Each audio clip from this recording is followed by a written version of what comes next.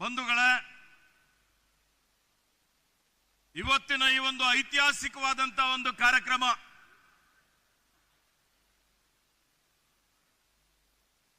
ನಮ್ಮ ಸರ್ಕಾರ ಅಧಿಕಾರಕ್ಕೆ ಬಂದು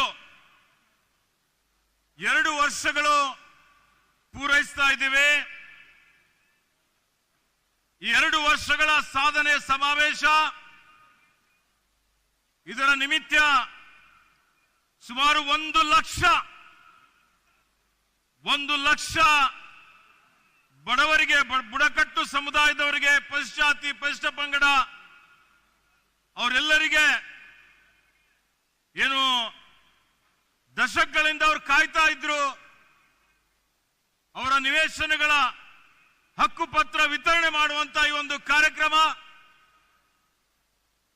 ಈ ಕಾರ್ಯಕ್ರಮದಲ್ಲಿ ಈಗಾಗಲೇ ಇದಕ್ಕೆ ಉದ್ಘಾಟನೆ ಮಾಡಲಿಕ್ಕೆ ನಮ್ಮೆಲ್ಲರ ನೆಚ್ಚಿನ ನಾಯಕರಾದಂತ ಭಾರತೀಯ ರಾಷ್ಟ್ರೀಯ ಕಾಂಗ್ರೆಸ್ನ ಅಧ್ಯಕ್ಷರಾದಂತ ಮಾನ್ಯ ಮಲ್ಲಿಕಾರ್ಜುನ್ ಖರ್ಗೆಜಿ ಅವರು,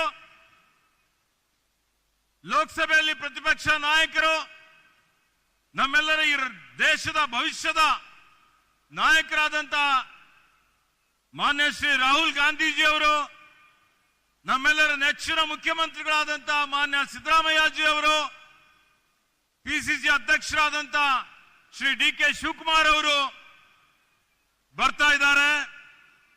ಮತ್ತೆ ಈ ಕಾರ್ಯಕ್ರಮ ಆಯೋಜನೆ ಮಾಡಿದಂತ ಕಂದಾಯ ಇಲಾಖೆ ಸಚಿವರು, ನನ್ನ ಆತ್ಮೀಯ ಮಿತ್ರರಾದಂತ ಮಾನ್ಯ ಕೃಷ್ಣ ಬೈರೇಗೌಡರಿಗೂ ಮತ್ತು ಮಾನ್ಯ ಜಮೀರ್ ಅಹಮದ್ ರವರಿಗೂ, ಎಲ್ಲರಿಗೆ, ವಿಶೇಷವಾಗಿ ವೇದಿಕೆ ಮೇಲೆ ಆಸೀನರಾದಂತ ಎಲ್ಲರಿಗೂ ಮತ್ತು ಎಲ್ಲ ಇಲ್ಲಿಗೆ ಆಗಮಿಸಿದಂತ ನಮ್ಮ ರಾಜ್ಯದ ತಮ್ಮೆಲ್ಲರಿಗೆ ಇವತ್ತಿನ ಒಂದು ಕಾರ್ಯಕ್ರಮದ ಹಾರ್ದಿಕ ಅಭಿನಂದನೆ ಮತ್ತು ಶುಭಾಶಯಗಳನ್ನು ಕೋರ್ತಾ ಇದ್ದೇನೆ. ಆತ್ಮೀಯ ಬಂಧುಗಳೇ, 2 ವರ್ಷದ ಕೆಳಗಡೆ ಇವತ್ತು ಈ ರಾಜ್ಯದ ಜನ ಏನು ಭಾರತೀಯ ಜನತಾ ಪಕ್ಷದ ದುರಾಡಳಿತ, ಅವರ ಭ್ರಷ್ಟಾಚಾರ, ಅವರ ಅನೀತಿ ಸರ್ಕಾರ ಅದೆಲ್ಲಕ್ಕೆ ಬೇಸತ್ತು ಕರ್ನಾಟಕ ರಾಜ್ಯದಲ್ಲಿ ಭಾರತೀಯ ಜನತಾ ಪಕ್ಷವನ್ನು ಬುಡ ಸಮೇತ ಕಿತ್ತಾಕಿ ನಮ್ಮೆಲ್ಲ ನಾಯಕರ ನೇತೃತ್ವದಲ್ಲಿ ಇವತ್ತು ಕಾಂಗ್ರೆಸ್ ಪಕ್ಷ ನಿಮ್ಮೆಲ್ಲರ ಆಶೀರ್ವಾದದಿಂದ ಅಧಿಕಾರಕ್ಕೆ ಬಂದಿದೆ. ಅಧಿಕಾರಕ್ಕೆ ಬಂದು ಈ 2 ವರ್ಷಗಳ ಅವಧಿಯಲ್ಲಿ ಕಾಂಗ್ರೆಸ್ ಸರ್ಕಾರ ನೀವು ನೋಡಬಹುದು, ನಾವು ಏನೇನು ಭರವಸೆಗಳನ್ನು ಕೊಟ್ಟಿದ್ದೇವೆ. ಚುನಾವಣಾ ಪೂರ್ವದಲ್ಲಿ 5 ಗ್ಯಾರಂಟಿ ಕೊಟ್ಟಿದ್ದೇವೆ. 5 ಗ್ಯಾರಂಟಿಗಳನ್ನು ಯಶಸ್ವಿಯಾಗಿ ಅನುಷ್ಠಾನ ಮಾಡಿದಂಥದ್ದು ಶ್ರೇಯಸ್ಸು ಯಾರಿಗಾದರೂ ಸಲ್ಲದ್ರೆ ಅದು ಕಾಂಗ್ರೆಸ್ ಸರ್ಕಾರಕ್ಕೆ, ಸಿದ್ದರಾಮಯ್ಯನವರ ಸರ್ಕಾರಕ್ಕೆ ಅಂತ ಬಹಳ ಹೆಮ್ಮೆಯಿಂದ ಹೇಳಿಕೆ ಬಯಸ್ತಾ ಇದ್ದೇನೆ. ಆತ್ಮೀಯ ಬಂಧುಗಳೇ, ಇವತ್ತಿಡೀ ದೇಶದಲ್ಲಿ ನೀವು ನೋಡಿ, ಬಹಳಷ್ಟು ಜನ ಚುನಾವಣೆ ಸಮಯದಲ್ಲಿ ಭರವಸೆ ಕೊಡ್ತಾರೆ, ಆದರೆ ಭರವಸೆ ಈಡೇರಿಸಲಿಕ್ಕೆ ಆಗೋದಿಲ್ಲ. ಇವತ್ತು ನುಡಿದಂತೆ ನಡೆದಂಥದ್ದು, ನಡೆದಂತೆ ನುಡಿಯುವ ಏಕೈಕ ಸರ್ಕಾರ ಯಾವುದಾದ್ರೂ ಈ ದೇಶದಲ್ಲಿ ಇದ್ರೆ ಅದು ಕಾಂಗ್ರೆಸ್ ಸರ್ಕಾರ, ನಮ್ಮ ಸರ್ಕಾರ ಅಂತೇಳಿ ನಾನು ಬಹಳ ಹೆಮ್ಮೆಯಿಂದ ಹೇಳಿಕೆ ಬಯಸ್ತಾ ಇದ್ದೀನಿ. ಆತ್ಮೀಯ ಬಂಧುಗಳೇ, ಇವತ್ತು ನಾವೆಲ್ಲ ಹೊಸಪೇಟದಲ್ಲಿ ಸೇರಿದ್ದೇವೆ. ಒಂದೊಂದು ಮಾತು 5 ಗ್ಯಾರಂಟಿ ಅಷ್ಟೇ ಅಲ್ಲ, ಈ 5 ಗ್ಯಾರಂಟಿಗಳ ಜೊತೆಯಲ್ಲಿ ನಾವು ಏನೇನು ಹೇಳಿದ್ದೇವೆ. ಕಲ್ಯಾಣ ಕರ್ನಾಟಕ ಅಭಿವೃದ್ಧಿ ಮಂಡಳಿ ಇವತ್ತು ಈ ಭಾಗದಲ್ಲಿ ವಿಶೇಷವಾಗಿ ನಮ್ಮೆಲ್ಲರ ನಾಯಕರಾದಂತ ಮಲ್ಲಿಕಾರ್ಜುನ್ ಖರ್ಗೆಜಿ ಅವರು, ದಿವಂಗತ ಧರಮ್ ಸಿಂಗ್ ಜಿ ಅವರು ಏನ್ ಸಂವಿಧಾನ ಅನುಚ್ಛೇದ 371ರಲ್ಲಿ ತಿದ್ದುಪಡಿ ತಂದು ಇವತ್ತೇನು ನಮ್ಗೆ ವಿಶೇಷ ಸ್ಥಾನಮಾನ ಕೊಟ್ಟಿದ್ದಿತ್ತು, ಅದನ್ನು ಮಾನ್ಯ ಸಿದ್ದರಾಮಯ್ಯಜಿ ಅವರು 2013ರಿಂದ ಅನುಷ್ಠಾನಕ್ಕೆ ತಂದಿದ್ದಾರೆ. ಚುನಾವಣೆ ಪೂರ್ವದಲ್ಲಿ 2 ವರ್ಷಗಳ ಕೆಳಗಡೆ ನಾನೇ ಕಾರ್ಯಾಧ್ಯಕ್ಷನಾಗಿದ್ದೆ. ನಾನು ಕಾರ್ಯಾಧ್ಯಕ್ಷನಾಗಿದ್ದಂತಹ ಸಂದರ್ಭದಲ್ಲಿ ನಾನು, ಶಣ್ ಪ್ರಕಾಶ್, ಪ್ರಿಯಾಂಕ್ ಖರ್ಗೆ ನಾವೆಲ್ಲ ಸೇರಿ ಕಲ್ಯಾಣ ಕರ್ನಾಟಕಕ್ಕೆ ಒಂದು ವೇಳೆ ಕಾಂಗ್ರೆಸ್ ಸರ್ಕಾರ ಮರಳಿ ಅಧಿಕಾರಕ್ಕೆ ಬಂದರೆ ನಾವು 5,000 ಕೋಟಿ ಅನುದಾನದಲ್ಲಿ ಮೀಸಲಿಡ್ತೀವಿ ಅಂತ ಹೇಳಿದ್ದೇವೆ. ಕೊಟ್ಟ ಮಾತಿನಂತೆ ಕಲ್ಯಾಣ ಕರ್ನಾಟಕದ 42 ಕ್ಷೇತ್ರಗಳಲ್ಲಿ ಅಭಿವೃದ್ಧಿ ಮಾಡಲಿಕ್ಕೆ ಮಾನ್ಯ ಮುಖ್ಯಮಂತ್ರಿಗಳು 5,000 ಕೋಟಿ ರೂಪಾಯಿ ಅನುದಾನ ಮೀಸಲಿಕ್ಕಿದ್ದಾರೆ. ಈಗ 5,000 ಕೋಟಿಯ ಕ್ರಿಯಾಯೋಜನೆ ಮಾಡಿ ಅದನ್ನು ಅನುಷ್ಠಾನ ಮಾಡುವಂತ ಕೆಲಸ ನಾವು ಮಾಡ್ತಾ ಇದ್ದೀವಿ ಅಂತ ಹೇಳಿ ಬಹಳ ಹೆಮ್ಮೆಯಿಂದ ಹೇಳಿಕೆ ಬಯಸ್ತಾ ಇದ್ದೀನಿ. ಇದು ಯಾಕೆ ಹೇಳ್ತಾ ಇದ್ದೀನಿ ಅಂತ ಹೇಳಿದ್ರೆ, ನಮ್ಮ ವಿರೋಧಿಗಳು ಭಾರತೀಯ ಜನತಾ ಪಕ್ಷದವರು ಹೇಳಿದ್ರು, ಒಂದು ವೇಳೆ ಕೊಟ್ಟ ಗ್ಯಾರಂಟಿಗಳೇನಿದೆ ಸುಳ್ಳು ಹೇಳ್ತಾ ಇದ್ದಾರೆ, ಇವು ಗ್ಯಾರಂಟಿ ಅನುಷ್ಠಾನ ಆದರೆ ಇವತ್ತು ಸರ್ಕಾರ ದಿವಾಳಿ ಆಗ್ತದೆ. ದಿವಾಳಿ ಆಯ್ತಾ? ಏನು ಆಗಿಲ್ಲ. ಇವತ್ತು 5,000 ಕೋಟಿ ರೂಪಾಯಿ ಅಭಿವೃದ್ಧಿಗೆ ಪ್ರತಿ ವರ್ಷ ಕೊಡ್ತಾ ಇದ್ದೇವೆ. ಇತರ ಅಭಿವೃದ್ಧಿ ಕಾರ್ಯಗಳು ಸಹಿತ ನಡೀತಾ ಇದ್ದಾವೆ. ಇವತ್ತೀಗ ನೋಡಿ, ಯಾರೂ ಮಾಡದ ರೀತಿಯಲ್ಲಿ ಇಡೀ ಇತಿಹಾಸದಲ್ಲೇ ನ ಭೂತೋ ನ ಭವಿಷ್ಯತೋ ಅನ್ನುವಂತ ರೀತಿಯಲ್ಲಿ ಹಿಂದೆ ನಮ್ಮ ಸರ್ಕಾರ ಇದ್ದಾಗ ಏನು ಇವತ್ತು ತಾಂಡಗಳಿದ್ದು, ಹಟ್ಟಿಗಳಿದ್ದು, ಅವಕ್ಕೆಲ್ಲ ಯಾವುದೇ ಹಕ್ಕುಪತ್ರಗಳಿದ್ದಿಲ್ಲ. ಅಂತವರೆಲ್ಲರಿಗೆ ಸುಮಾರು 3,500 ಹಟ್ಟಿಗಳ ಸಮೀಕ್ಷೆ ಮಾಡಿ ಅರ್ಹರಿದ್ದವರು ಎಲ್ಲರಿಗೆ ಗುರುತಿಸಿ 1 ಲಕ್ಷಕ್ಕಿಂತಲೂ ಹೆಚ್ಚಿನ ಒಂದು ಜನರಿಗೆ ಇವತ್ತು ಅವರ ಭವಿಷ್ಯ ನಿರ್ಮಾಣ ಮಾಡಲಿಕ್ಕೆ ಅವ್ರದೇ ಆದಂತ ಒಂದು ಡಿಜಿಟಲ್ ಖಾತೆ ಕೊಟ್ಟು ಅದಕ್ಕೆ ಈ ಸ್ವತ್ತು ಮಾಡುವಂತ ಕೆಲಸ ಯಾರಾದ್ರೂ ಮಾಡಿದ್ರೆ ಅದು ಕಾಂಗ್ರೆಸ್ ಸರ್ಕಾರ ಮಾಡಿದೆ, ನಮ್ಮ ಸರ್ಕಾರ ಮಾಡಿದೆ ಅಂತ ಹೇಳಿ ಬಹಳ ಹೆಮ್ಮೆಯಿಂದ ನಾನು ಹೇಳಿಕೆ ಬಯಸ್ತಾ ಇದ್ದೀನಿ. ಅದಕ್ಕೆ ಆತ್ಮೀಯ ಬಂಧುಗಳೇ, ಇವತ್ತು ನೋಡಿ, ನಮ್ಮ ವಿರೋಧಿಗಳು ಭಾರತೀಯ ಜನತಾ ಪಕ್ಷ ಕೇಂದ್ರ ಸರ್ಕಾರದಲ್ಲಿ ಇವರು ಅಧಿಕಾರಕ್ಕೆ ಬಂದು ಸುಮಾರು 11 ವರ್ಷಗಳು ಕಳೆದಿದ್ದಾವೆ. ಇವರು ಅಧಿಕಾರಕ್ಕೆ ಬರೋಕ್ಕಿಂತ ಪೂರ್ವದಲ್ಲಿ ಬರೀ ಸುಳ್ಳು, ಬರೀ ಮೋಸ, ಬರೀ ವಂಚನೆ. ಇವತ್ತು ಅಚ್ಚೇ ದಿನ ಆएंगे ಅಂತ ಹೇಳಿದ್ರು. क्या अच्छे दिन आए क्या?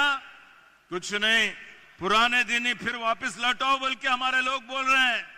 पूरा इडी ದೇಶದ ಜನ ಅವ್ರು ಹೇಳಿದ್ರು, ನಾವು ಅಧಿಕಾರಕ್ಕೆ ಬಂದ್ರೆ ಇವತ್ತು ಪೆಟ್ರೋಲ್ 30-40 ರೂಪಾಯಿ ಕೊಡ್ತೀವಿ, ಡೀಸೆಲ್ 30 ರೂಪಾಯಿ ಕೊಡ್ತೀವಿ, ಅಡಿಗೆ ಅನಿಲ್ ಸಿಲಿಂಡರ್ 200 ರೂಪಾಯಿ ಕೊಡ್ತೀವಿ. ಕೊಟ್ರ? ಕೊಡೋದಂತೂ ಅತ್ತೆ ಹೋಯ್ತು. ಇವತ್ತೇನು UPA ಸರ್ಕಾರ ಇದ್ದಾಗ ಅಡಿಗೆ ಅನಿಲ್ ಸಿಲಿಂಡರ್ಗೆ ಏನು 200 ರೂಪಾಯಿ ಸಬ್ಸಿಡಿ ಕೊಡ್ತಾ ಇದ್ರು. ಆ ಸಬ್ಸಿಡಿನೂ ಕಿತ್ಕೊಳ್ಳುವಂತ ಕೆಲಸ ಇವತ್ತು UPA ಅಂದ್ರೆ ಇದ್ದಾಗ ಮಾಡಿದ್ರು. NDA BJP ಸರ್ಕಾರ ಅದನ್ನು ವಾಪಸ್ ಕಿತ್ಕೊಂಡಿದೆ. ಇವತ್ತು ಬೆಲೆ ಏರಿಕೆ ನೋಡಿ, ಸುಮಾರು ಇವರೆಲ್ಲ ಈ ಬೆಲೆ ಏರಿಕೆಯಿಂದ ಜನ ಕಂಗಾಲಾಗಿದ್ದಾರೆ, ಬಡವರಾಗ್ತಾ ಇದ್ದಾರೆ. UPA ಸರ್ಕಾರ ಇದ್ದಾಗ ಮನಮೋಹನ್ ಸಿಂಗ್ ರವರ ಕಾರ್ಯಕಾಲದಲ್ಲಿ 27 ಕೋಟಿ ಜನರಿಗೆ ಬಡತನ ರೇಖೆಗಿಂತ ಮೇಲೆತ್ತುವಂತ ಕೆಲಸ ಇವತ್ತು ಸೋನಿಯಾ ಗಾಂಧೀಜಿಯವರ ನೇತೃತ್ವದಲ್ಲಿ ನಡೆದಿತ್ತು. ಆದರೆ ಕೇಂದ್ರದ BJP ಸರ್ಕಾರ ಬಂದ ನಂತರ ಬಡವರು ಇನ್ನು ಹೆಚ್ಚಿನ ಒಂದು ಬಡವರಾಗ್ತಾ ಇದ್ದಾರೆ. ಬಡವರಿಗೆ ಮುಗಿಸ್ಬಿಡುವಂತ ಕೆಲಸ ಕೇಂದ್ರದ BJP ಸರ್ಕಾರ ಮಾಡ್ತಾ ಇದೆ. ಇವತ್ತು ಅವರೇನು BJP ಇವತ್ತು ಬಡವರ ರಕ್ತ ಹಿಂಡುವಂತ ಒಂದು ಕೆಲಸ ಮಾಡಿ ಬರೀ ಉದ್ಯೋಗಪತಿಗಳಿಗೆ ಸಹಕಾರ ಮಾಡುವಂತ ಕೆಲಸ ಭಾರತೀಯ ಜನತಾ ಪಕ್ಷ ಮಾಡ್ತಾ ಇದೆ. ನೀವು ನೋಡ್ತಾ ಇದ್ದೀರಿ. ಇವತ್ತು ಕಾಂಗ್ರೆಸ್ UPA ಸರ್ಕಾರ ಇದ್ದಾಗ ಮನಮೋಹನ್ ಸಿಂಗ್ ರವರು 72,000 ಕೋಟಿ ರೂಪಾಯಿ ಸಾಲ ಮನ್ನಾ ಮಾಡಿದ್ರು. ಅವಾಗ ಹೇಳಿದ್ರು ಇವರು ಸಾಲ ಮನ್ನಾ ಮಾಡಿದ್ರೆ ದಿವಾಳಿ ಆಗುತ್ತೆ ಅಂತ. ಮತ್ತೆ BJP ಅವರು ಮಾನ್ಯ ಸಿದ್ದರಾಮಯ್ಯಯವರ ಕಾರ್ಯಕಾಲದಲ್ಲಿ 50,000 ರೂಪಾಯಿವರೆಗೆ ಸಾಲ ಮನ್ನಾ ಮಾಡಿದ್ರು. ಆದ್ರೆ BJP ಈಗ ನಾವು ಕೇಂದ್ರದಲ್ಲಿ ಸಾಲ ಮನ್ನಾ ಮಾಡಿದ್ರೆ ಅಂತ ಹೇಳಿದ್ರೆ ಖಜಾನೆ ಖಾಲಿ ಆಗ್ತದೆ ಅಂತ ಹೇಳ್ತಾರೆ.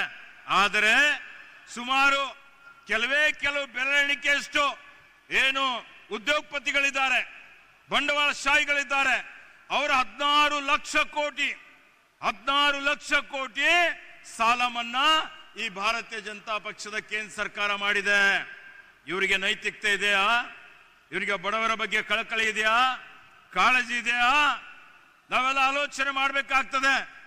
ಆತ್ಮೀಯ ಬಂಧುಗಳೇ, ಕಾಂಗ್ರೆಸ್ ಪಕ್ಷಕ್ಕೆ 140 ವರ್ಷಗಳ ಇತಿಹಾಸ ಇದೆ.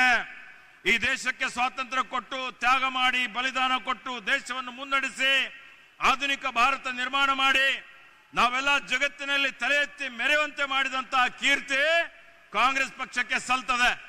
ಎಲ್ಲಾ ಜಾತಿ, ಎಲ್ಲಾ ಭಾಷೆ, ಎಲ್ಲಾ ಧರ್ಮೀಯ ಜನರಿಗೆ ತನ್ನ ಜೊತೆಯಲ್ಲಿ ತೆಗೆದುಕೊಂಡು ಹೋಗುವಂತ ಏಕೈಕ ಪಕ್ಷ ಯಾವ್ದಾದ್ರು ಇದ್ರೆ ಅದು ಕಾಂಗ್ರೆಸ್ ಪಕ್ಷ ಇದೆ.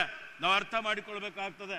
ಅದಕ್ಕೆ ಆತ್ಮೀಯ ಬಂಧುಗಳೇ, ಇವತ್ತೇನು ಭಾರತೀಯ ಜನತಾ ಪಕ್ಷ ಇವತ್ತು ಯಾವ ರೀತಿಯಲ್ಲಿ ಜಾತಿಗಳಲ್ಲಿ ಧರ್ಮಗಳಲ್ಲಿ ಒಡೆದಾಳುವ ನೀತಿ ಅನುಸರಿಸಿ ಭಾವನಾತ್ಮಕ ವಿಷಯಗಳನ್ನು ಕೆರಳಿಸಿ ಇವತ್ತು ಸಮಾಜವನ್ನು ಒಡೆಯುವಂತ ಕೆಲಸ ಮಾಡ್ತಾ ಇದ್ದಾರೆ.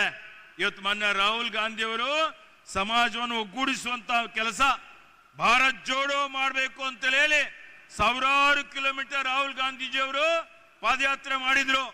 ಭಾರತೀಯ ಜನತಾ ಪಕ್ಷ ಮಾಡ್ತಾ ನೋಡಿ. ಇವ್ರು ಪ್ರಧಾನಮಂತ್ರಿಗಳು ಏನಾದ್ರು ಮಣಿಪುರ್ಗೆ ಭೇಟಿ ಕೊಟ್ರ? ರಾಹುಲ್ ಜಿ ಅವರು ಹೋದ್ರು 2 ಸಲ. ಇವತ್ತು ಇವ್ರು ಬರೀ ಏನು ರಾಷ್ಟ್ರೀಯತೆ ದೇಶಭಕ್ತಿ ಇವ್ರು ಗುತ್ತಿಗೆ ಪಡೆದಂತವ್ರೆ ಕಿರ್ಚಾಡ್ತಾರೆ. ಆದರೆ ಇವ್ರ ಇತಿಹಾಸ ನೋಡಿದ್ರೆ ಇವರು ಯಾರಿಗೆ ನಾಯಕರಿದ್ದಾರೆ ಅವರೆಲ್ಲರೂ ಸ್ವಾತಂತ್ರ್ಯ ಪೂರ್ವದಲ್ಲಿ ಬ್ರಿಟಿಷರ ಜೊತೆಯಲ್ಲಿ ಶಾಮೀಲಾಗಿದ್ರು. ಅದಕ್ಕೆ ಇವತ್ತು ಈ ದೇಶಕ್ಕಾಗಿ ಹೋರಾಟ ಮಾಡಿದ್ದು, ತ್ಯಾಗ ಮಾಡಿದ್ದು ಇವತ್ತು ಕಾಂಗ್ರೆಸ್ ಪಕ್ಷ. ಇವತ್ತು ದೇಶದ ಮೇಲೆ ಯಾವಾಗ ದಾಳಿ ಆಗಿದೆ, ಸಂಸತ್ತಿನ ಮೇಲೆ ದಾಳಿ ಆಗಿದ್ದಂಥದ್ದು ಬಿಜೆಪಿ ಅಧಿಕಾರದಲ್ಲಿದ್ದಾಗ, ಕಂದರ್ನಲ್ಲಿ ವಿಮಾನ ಅಪಹರಣ ಆಗಿದ್ದು ಬಿಜೆಪಿ ಅಧಿಕಾರದಲ್ಲಿದ್ದಾಗ, ಉರಿ ದಾಳಿ ಬಿಜೆಪಿ ಅಧಿಕಾರದಲ್ಲಿದ್ದಾಗ, ಅಕ್ಷರಧಾಮ ದಾಳಿ ಬಿಜೆಪಿ ಅಧಿಕಾರದಲ್ಲಿದ್ದಾಗ ಉಗ್ರರು ದಾಳಿ ಮಾಡಿದಂಥದ್ದು, ಇವತ್ತು ಪುಲ್ವಾಮಾ ದಾಳಿ ಬಿಜೆಪಿ ಅಧಿಕಾರದಲ್ಲಿದ್ದಾಗ, ಈಗ ಪಹಲ್ಗಾಮ್ ದಾಳಿನೂ ಬಿಜೆಪಿ ಅಧಿಕಾರದಲ್ಲಿದ್ದಾಗ ಆಗಿದೆ. ಇಡೀ ದೇಶ ರಾಹುಲ್ ಜಿ ಅವರು, ಖರ್ಗೆ ಜಿ ಅವರು ನಾವೆಲ್ಲ ನಿಮ್ ಜೊತೆಯಲ್ಲಿದ್ದೀವಿ ಅಂತೇಳಿ ಹೇಳಿದ್ರು. ಇವತ್ತಿನ ದಿವಸ ಯಾರೇ ಉಗ್ರರಿರ್ಬೋದು ಅವ್ರಿಗೆ ಪತ್ತೆ ಹಚ್ಚಿ ಶಿಕ್ಷೆ ಕೊಡುವಂತ ಕೆಲಸ ಇವತ್ತು ಮಾಡಬೇಕು ಅನ್ನುವಂತ ಒತ್ತಾಯ ಪದೇ ಪದೇ ಕಾಂಗ್ರೆಸ್ ಪಕ್ಷ ಮಾಡ್ತಾ ಇದೆ. ಕಾಂಗ್ರೆಸ್ ಪಕ್ಷ ಈ ದೇಶದ ಏಕತೆ, ಅಖಂಡತೆ, ಸಮಗ್ರತೆ ಉಳಿಸ್ಕೊಳ್ಳಿಕ್ಕೆ ಯಾವುದೇ ತ್ಯಾಗಕ್ಕೂ ಸಿದ್ಧ ಆಗಿದೆ. ಆದರೆ ಭಾರತೀಯ ಜನತಾ ಪಕ್ಷದ ಏನಿವತ್ತು ಒಡೆದಾಳುವ ನೀತಿಯಿಂದ ಈ ದೇಶಕ್ಕೆ ಸಮಗ್ರತೆಗೆ ಅಪಾಯ ಇದೆ ಅನ್ನುವಂಥದ್ದು ನಾವೆಲ್ಲ ತಿಳ್ಕೊಳ್ಬೇಕಾಗ್ತದೆ. ಅದಕ್ಕೆ ಆತ್ಮೀಯ ಬಂಧುಗಳೇ, ಇವತ್ತು ಏನ್ ತಾವೆಲ್ಲ ಇಲ್ಲಿ ಸುಮಾರು ಬೇರೆ ಬೇರೆ ಭಾಗದಿಂದ ಬಂದಿದ್ದೀರಿ. ಮಳೆನೂ ಬರ್ತಾ ಇದೆ. 2 ವರ್ಷ ಪೂರೈಸಿದ್ದೇವೆ. ಮತ್ತೆ 3 ವರ್ಷ ಬಹಳ ಇವತ್ತು ಸ್ಥಿರವಾದಂತ ಸರ್ಕಾರ, ಕಾಂಗ್ರೆಸ್ ಸರ್ಕಾರ, ಜನಪರ ಜೀವಪರ ಸರ್ಕಾರ ಆಡಳಿತ ನಾವು ಕೊಡ್ತೀವಿ. ಅರಣ್ಯ ಸಚಿವನಾಗಿ ಇವತ್ತು ಈ ಭಾಗದಲ್ಲಿ, ರಾಜ್ಯದಲ್ಲಿ ನಾವು ಬಂದ ಮೇಲೆ 2 ವರ್ಷದಲ್ಲಿ 8.5 ಕೋಟಿ ಸಸಿ ನೆಟ್ಟಿದ್ದೇವೆ. ಇವತ್ತು ಅತಿಕ್ರಮಣ ತೆರವು ಮಾಡ್ತಾ ಇದ್ದೇವೆ. ಪರಿಸರ, ಪ್ರಕೃತಿ ಸಂರಕ್ಷಣೆ ಮಾಡುವಂತ ಕೆಲಸ ನಮ್ಮ ಸರ್ಕಾರ, ಕಾಂಗ್ರೆಸ್ ಸರ್ಕಾರ ಮಾಡ್ತಾ ಇದೆ. ಈ ರಾಜ್ಯದ ಭವಿಷ್ಯ ಸುರಕ್ಷಿತವಾಗಿ ಇಕ್ಕಲಿಕ್ಕೆ, ಮುಂದಿನ ಪೀಳಿಗೆ ಭವಿಷ್ಯ ಇವತ್ತು ಸುರಕ್ಷಿತವಾಗಿ ಇರಲಿಕ್ಕೆ ನಾವೆಲ್ಲರೂ ಕಟಿಬದ್ಧರಾಗಿದ್ದೇವೆ. ಮತ್ತೆ ಇವತ್ತು ಕಾಂಗ್ರೆಸ್ ಪಕ್ಷ ಕೇಂದ್ರದಲ್ಲಿಯೂ ಇವತ್ತು ಖರ್ಗೆ ಜಿ ಅವರ, ರಾಹುಲ್ ಜಿ ಅವರ ನೇತೃತ್ವದಲ್ಲಿ ಪುಡಿದೇಳುತ್ತದೆ.